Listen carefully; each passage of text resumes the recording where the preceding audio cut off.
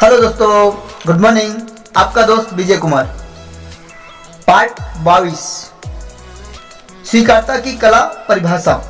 इस audio session में आपका स्वागत है। ये जेरी हिक्स की बुक है। आप सुन रहे हैं द लव ऑफ अट्रैक्शन।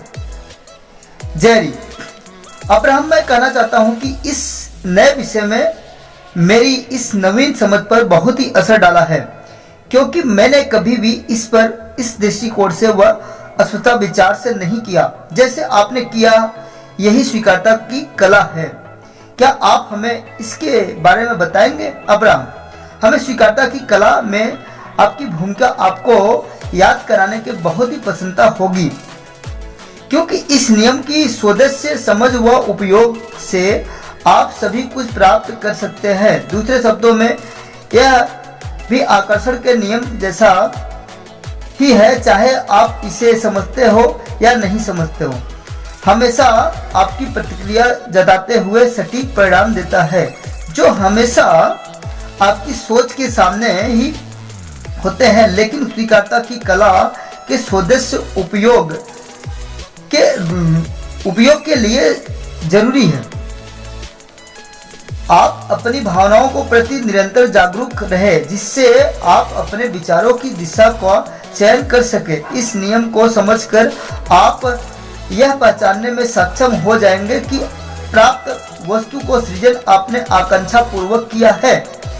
ऐसा स्वतः हो गया है कि हमें स्वीकारता की कला उपयोग करने में से पूरे क्रमानुसार सबसे पहले आकर्षण का नियम तथा दूसरी क्रम पर स्वदेशी सृजन का विज्ञान उपयोग करना होगा, क्योंकि जब तक आप इन दोनों की ठीक से नहीं समझ लेते हैं, तब तक आप स्वीकारता का नियम को भी नहीं समझ पाएंगे। स्वीकारता का नियम में हमारा मतलब है, मैं जो हूँ वो हूँ और मुझे यह होना पसंद है। मैं पूरा आनंद में हूँ।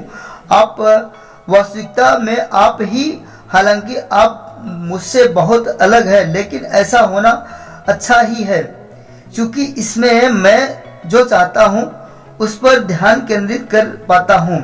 हम दोनों के बीच नाटकीय मतभेद ही, लेकिन इससे कोई नकारात्मक भाव से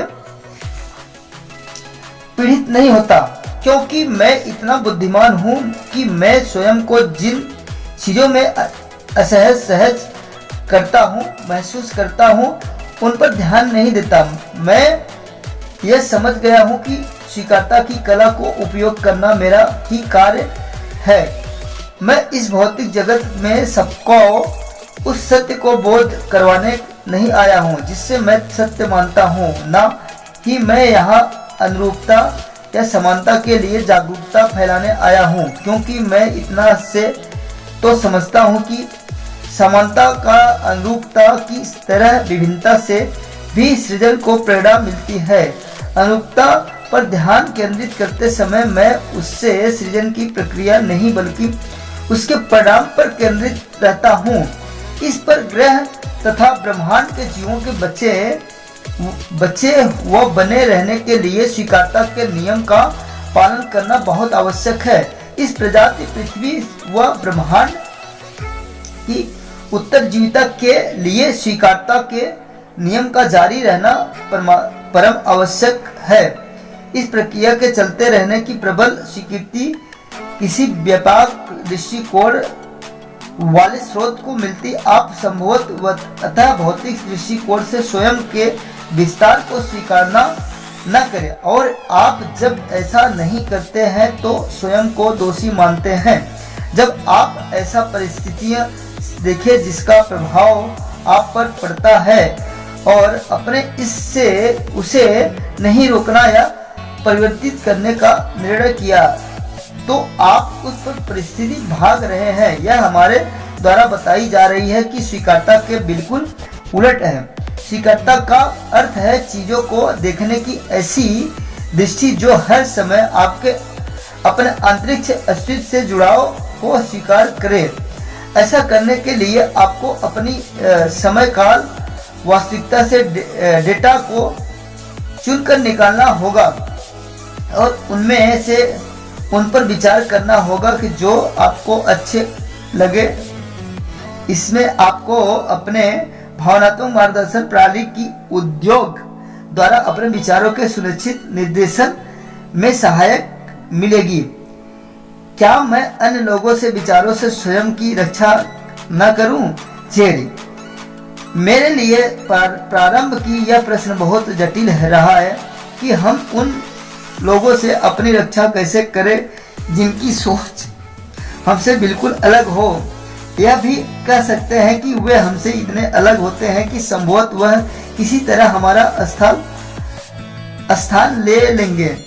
अब्राहम, अच्छा, इसलिए हम कहते हैं कि आपको स्वीकृति की कला सीखने की पूर्व पहले आकर्षण के नियम और फिर स्वदेश सृजन के विज्ञान समझना चाहिए। निश्चित ही जब आप यही नहीं समझेंगे कि आपको सब कुछ कैसे प्राप्त होता है तो आपका उसका डर रहेगा। आप जब तक यह नहीं समझेंगे कि अन्य लोगों को आप तब तक नहीं जुड़ सकते, जब तक आप उन्हें अपने विचारों को द्वारा आमंत्रित नहीं कर सकते, तब तक यकीनन आपको अन्य लोगों के कार्यों की चिंता होगी ही। एक बार जब आप यह समझ जाएंगे कि अपने अनुभव में शामिल होने के लिए आपको अपने विचारों, महत्वपूर्ण विचारों एवं महान आकांक्षाओं द्वारा आमंत्रित करते हुए यह कोमल रचनात्मक संतुलन स्थापित नहीं कर लेते हैं, आप उस प्राप्त नहीं कर सकते। जब आप इन शक्तिशाली सार्वभौम नियमों को समझे जाएंगे तो आपको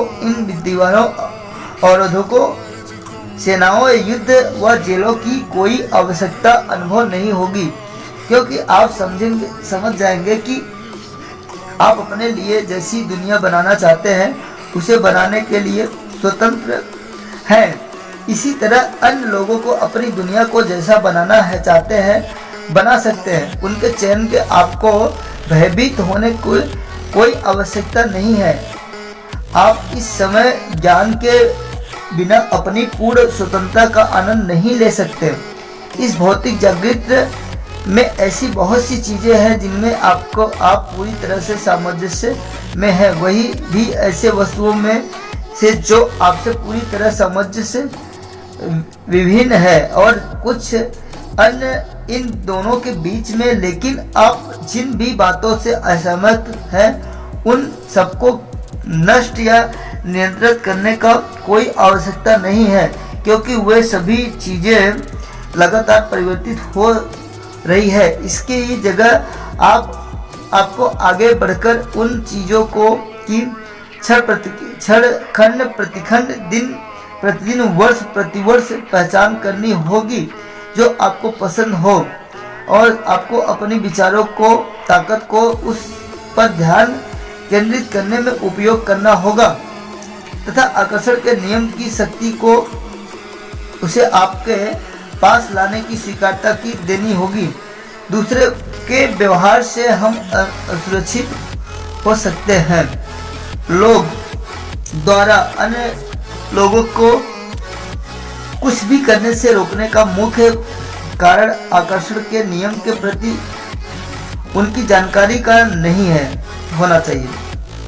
उनमें से यह गलत साधारण होती है कि उनके सामने के कुछ अनचाहे अनुभव आ खड़ा होंगे, क्योंकि इन अवांछित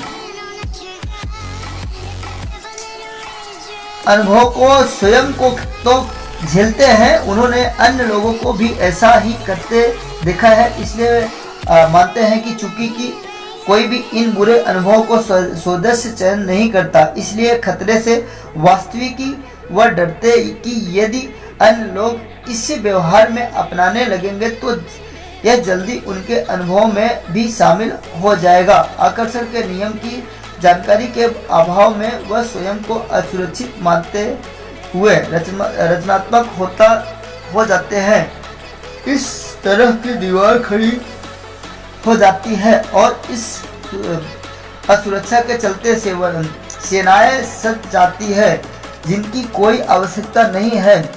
इन अवांछित चीजों के दूर करने से उनकी मात्रा बढ़ती है। हमारे इन शब्दों को यह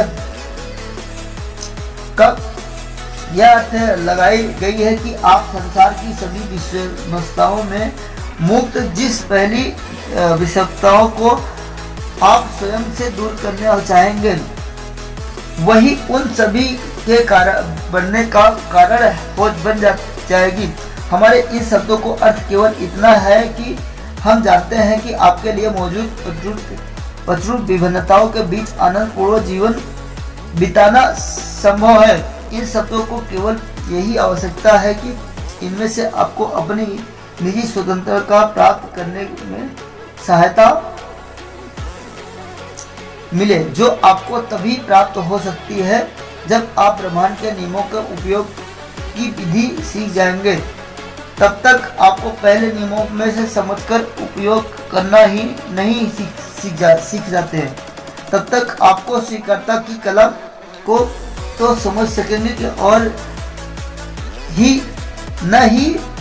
नहीं उपयोग कर सकती। आपके लिए अन्य लोगों की इच्छा को स्वीकार करना तब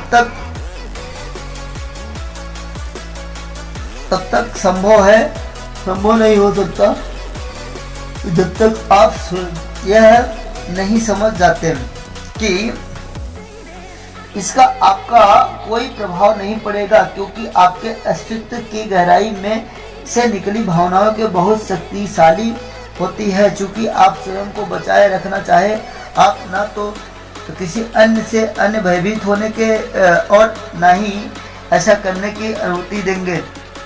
हम मौजूद रहेंगे तो नियमों को सार्वभौम है, अर्थात के हर जगह उपलब्ध है। यह संपूर्ण आप इनमें से परिभाषित हो या नहीं, आप उनकी मौजूदगी तथा अपने जीवन पर दिन के प्रभाव से सहमत हो या ना हो, आप उनके कार्यक्रम होने से परिचित हो या ना हो, ये विद्वान रहते हैं। जीवन के खेल के नियम। यहाँ से हमारा पार्ट एंड हो रहा है दोस्तों। अब नेक्स्ट पार्ट में बताएंगे पार्ट 23 में। और अगर दोस्तों मेरे चैनल पर नए हो, चैनल को सब्सक्राइब कर लीजिए, बेल आइकन जरूर प्रेस कर दीजिए ताकि आने वाले नोटिफिकेशन आपको मिल जाए नए वीडियो को, और हम इसी तरह आगे बढ़ते रहे और सबको साथ में लेकर। Thank you so much. अगर ये बुक आप पढ़ना चाहते हो, नीचे डिस्क्रिप्शन लिंक दिया गया है, वहाँ से जाकर आपको मंगवा के पढ़ सकते हैं, ऐसा कोई दिक्कत नहीं है। Thank you so much.